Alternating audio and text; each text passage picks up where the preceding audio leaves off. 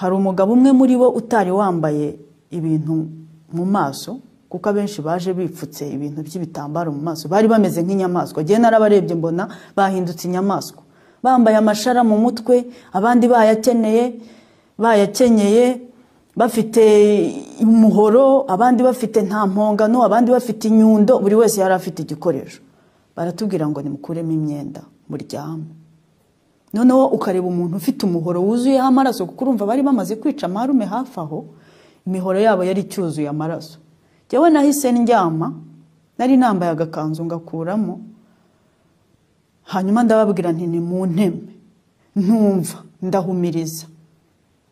Umugabo umwe araseka ngo wagize ngo imihoro yacu mbega ipfa gukora akazi gutyo gusa nta gihembo gihari, ngo tereka tubanze twihembe. Mukuru wanjye yanga kwicara, yanga no kuryama, arahagarara. Ndibuka ko bamukubise umutego yikubita hasi. Umugore wa marume we yari anatwite, naje kubibwirwa na marume ko yari atwite inda ntoya. Bamuvanaho umwana bamushyira ku ruhande, umwana akomeza kurira. Hanyuma baraza nyine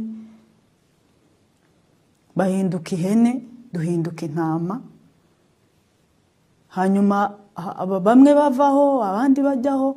Jewe iyo ndimo mvuga ibi bintu abantu baba bazi yuko ahari ari nka filime, cyangwa se wenda nari umwana ntibuka, kuko ukurikije uko nanganaga ku myaka 8, umubyeyi w'iki gihe ntabwo wamubwira ngo umwana w'imyaka 8 yafatwa ku ngufu ngo byumve n'amahano. Kubwo gusubirana ubuzima bwiza n'icyizere,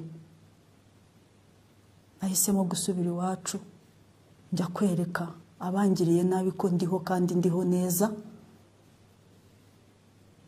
Njya no kubabwira ko ibyo bakoze mbizi nubwo ncecetse,